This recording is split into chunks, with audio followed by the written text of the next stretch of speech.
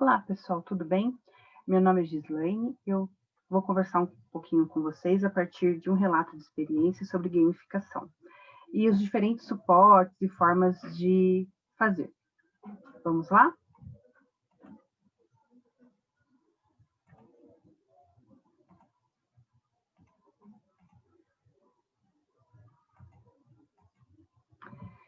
Então, a ideia aqui, a partir de algumas diferenças, vivências e formatos, falar um pouquinho sobre gamificação com vocês. Meu nome é Gislaine e tenho o prazer enorme de estar aqui nesse momento. Crianças e adolescentes estão repletos de informações e ideias. Mas como nós nos utilizamos desse repertório na escola? Será que a gente usa ele com todo o potencial que ele tem? Então, eu vou mostrar uma experiência que é a Escola de Aventureiros foi um coletivo que eu criei com alguns adolescentes para criarmos gamificações. Ele começa a partir de uma experiência na escola, não com gamificação, mas com criação de jogos, onde os alunos, a partir desse repertório infanto-juvenil de desenhos, filmes e séries, eles criavam jogos para outras crianças. Alunos do ensino fundamental 2 criavam para alunos do ensino fundamental 1. Esse projeto foi premiado e esses alunos acabaram sendo convidados para vivenciar outras experiências em outros espaços, e aí nós conhecemos a gamificação. Nos encantamos com ela, foi bastante significativo para nós e para esse grupo de alunos, e nós decidimos, então, criar esse coletivo, Escola de Aventureiros, para criar gamificações, construir gamificações para pessoas que não conhecessem gamificação. Então, a ideia era a partir criar gamificações que fossem personalizadas para pessoas que não conhecem gamificação. Nesse contexto, nós fomos convidados a apresentar essa gamificação para professores e criamos todo o projeto, fizemos a concepção de todo o projeto. E por que a Escola de Aventureiros? Porque todo esse projeto foi baseado no desenho A Hora da Aventura. Então, essas invenções foram baseadas numa trajetória de vivências e aprendizados, o olhar dos alunos para suas experimentações, experiências e repertório cultural, então vocês podem ver pelos croquis, né, que eles estavam fazendo. O aluno é protagonista de ações e invenções, né, então, como eu disse, eles fizeram os cenários, os desafios no Scratch, criaram todas as situações, todas as narrativas. O aluno foi um parceiro e formador, foi ele que apresentou essa formação para os professores. O universo lúdico e fantástico, sempre como ele era parte integrante das trilhas e das narrativas. E as criações contemplavam recursos analógicos e digitais, diferentes suportes.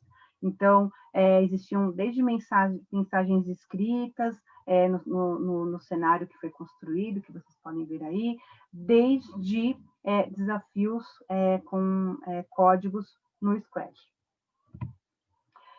Essa gamificação, como eu falei para vocês, ela é grande, ela precisava de 12 alunos para que ela acontecesse, e ela acabava sendo, ela foi muito bonita, mas ela acabava sendo bastante complexa, tanto para a gente transportar de um local para o outro, e também, apesar das pessoas gostarem bastante, elas não se sentiam tão aptas a realizar na escola, e a nossa ideia é que ela inspirasse professores. Então, nós decidimos pegar toda essa experiência e passá-la para um tabuleiro, chamado Terra de Aventura, onde a ideia, passaram vários personagens por esse tabuleiro, mas a última versão a ideia era ajudar os unicórnios que haviam perdido a cor do seu chifre, mas passaram pokémons, passaram animais, outros desenhos por esse tabuleiro. A ideia era apresentar os QR Codes como suporte de leitura, como suporte de importante, interessante para a gamificação, mostrar também que ele é simples de ser feito com equipamento antigo, às vezes um celular antigo, e que não necessariamente ele precisa de internet. Também a ideia foi trazer brinquedos, materiais que às vezes a gente vai desprezando para essas criações.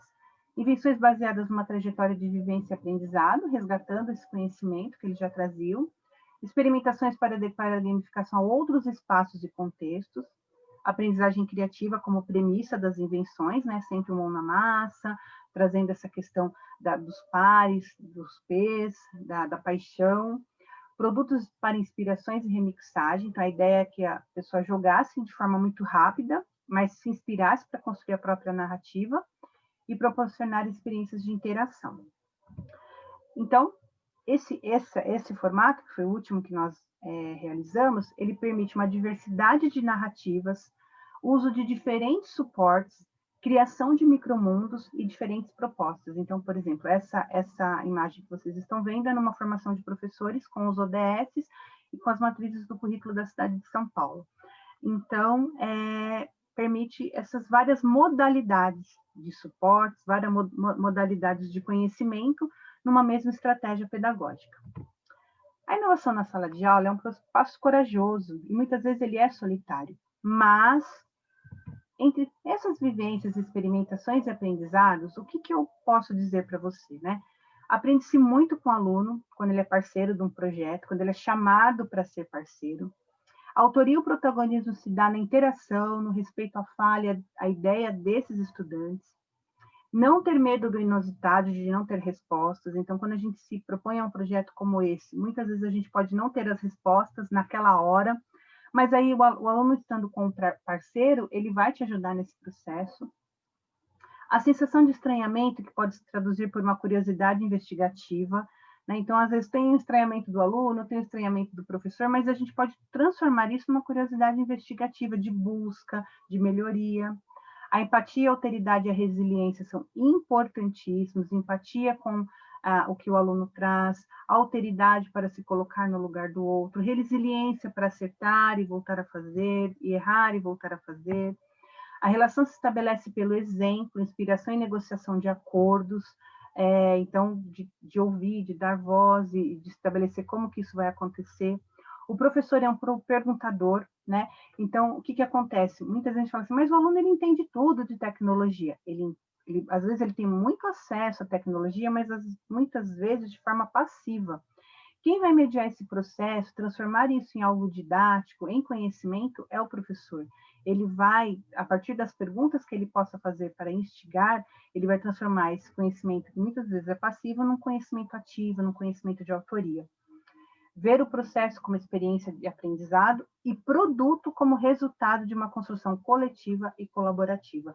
Então, a gamificação como estratégia pedagógica, ela nos permite conhecer diferentes modalidades e suportes de texto, de imagem, de formas de expressão, nos permite conhecer diferentes modalidades de culturas, de conhecimentos, outros repertórios, e ela abarca tudo isso, ela permite que a gente abarca tudo isso, e principalmente ela permite que a gente traga o aluno como protagonista dessas ações e o próprio professor como autor da sua estratégia didática.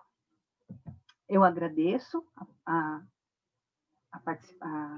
o convite e ficamos aí para novas conversas quando vocês quiserem. Um abraço.